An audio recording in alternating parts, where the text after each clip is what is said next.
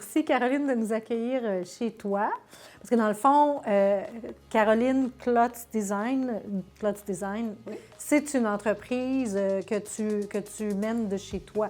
C'est dans ton bureau, mais avec plusieurs employés qui travaillent, eux, en télétravail.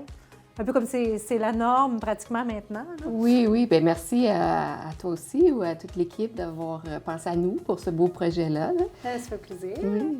Eh bien, Caroline, pour les gens qui ne savent pas exactement ce que tu fais, est-ce que tu peux me dresser un petit portrait, là, dans le fond, de où ça vient, tout ça, ce beau projet-là? Je sais qu'à la base, tu étais comptable. Oui.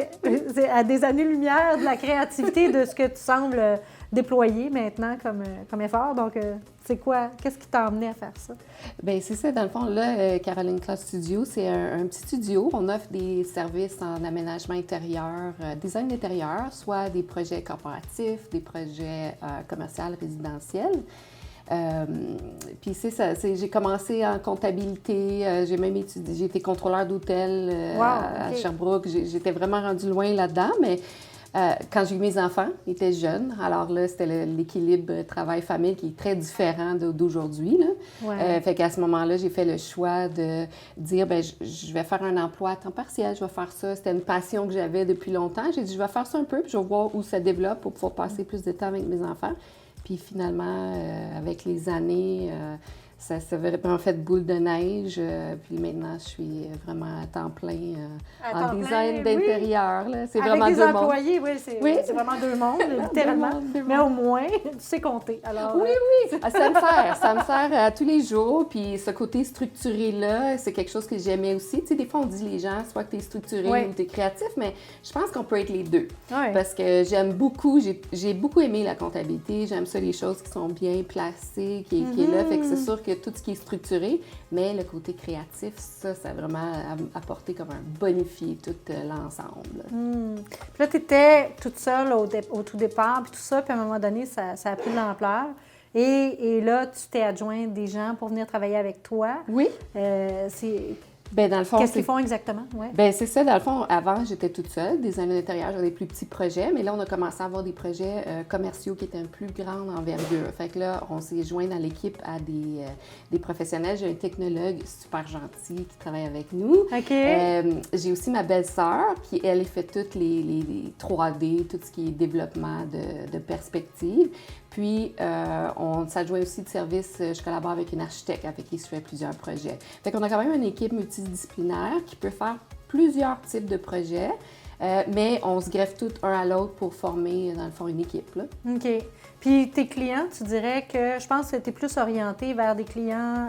c'est plus commercial, bien ça se veut par, mettons, le fil des choses avec les projets que dans le fond, j'ai développés. Premièrement, j'aime beaucoup cet aspect-là. Puis j'ai eu la chance qu'il y ait des gens qui m'ont donné tout le monde donne une chance. À un moment donné, dans le vie, OK, je te donne une chance, on va faire ce projet-là. Puis ce projet-là, il était très gros. Puis c'est là que ça a développé de bouche à oreille. Depuis ce temps-là, bien, majoritairement, mes projets, c'est... Est-ce que tu as des exemples qu'on connaîtrait, par exemple, que tu as fait, des gros projets sur lesquels tu as travaillé? Oui, bien, dans le fond, notre premier gros projet, ça, c'était quelqu'un qui nous a confié, dans le fond, que je disais tantôt, qui nous a donné une chance, c'est Ricardo Média. OK. Fait qu'on a travaillé sur toute la réfection d'une ancienne imprimerie à Saint-Lambert, Oui, de 40 000 pieds carrés, pour faire ses bureaux. Nous, on a travaillé dans la section, tout ce qui était bureau, dans le temps, c'était studio photo, puis c'était un autre designer qui a fait, mettons, la boutique à l'avant.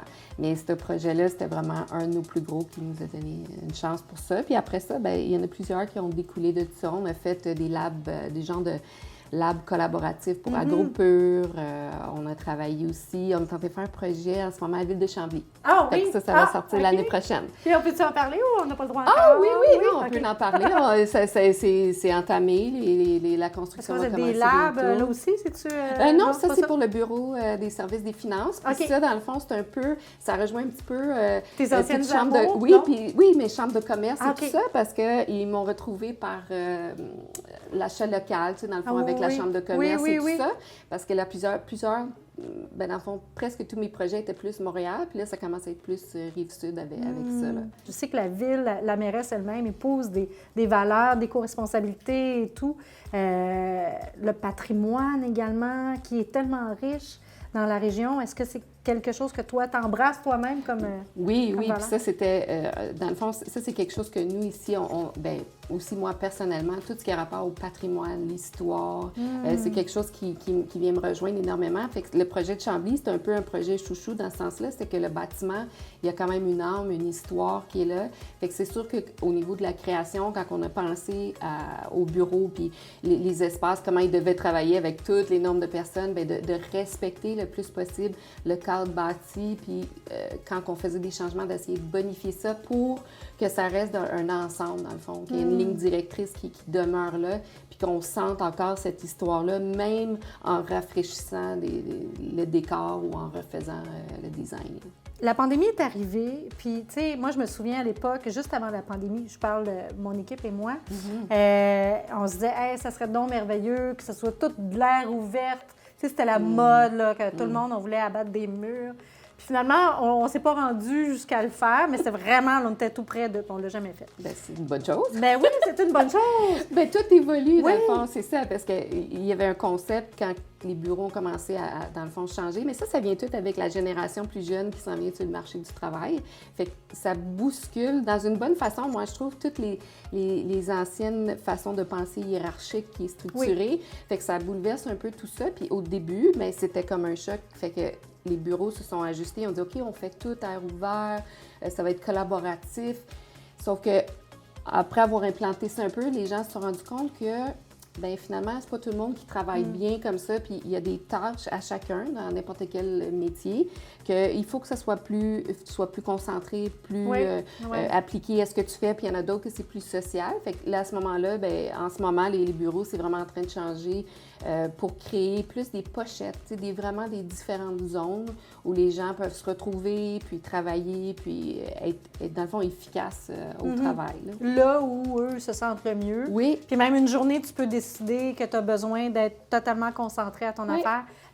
Ça serait quoi pour toi, ta plus grande fierté à travers toute cette aventure-là? Bien, je pense que ma plus grande fierté, c'est de voir que je suis partie de quelque chose qui était, je vais faire ça en attendant pour voir mes enfants, passer du temps avec mes enfants, que maintenant, je peux vivre de ça. Dans le fond, c'est mon travail. Puis même, je peux créer du travail pour d'autres personnes. Fait que je pense que ça, c'est quelque chose que je suis quand même assez fière là, de ça. Avec raison, vraiment. Et toutes mes félicitations, Caroline. Vraiment heureuse de t'avoir découverte, littéralement. Ah, bien, merci beaucoup. C'est mutuel. Ah, merci. Oui, c'est super, merci. Puis, ben vous, je vous souhaite, premièrement, d'avoir été inspirée par Caroline. Et deuxièmement, ben je vous dis à la semaine prochaine.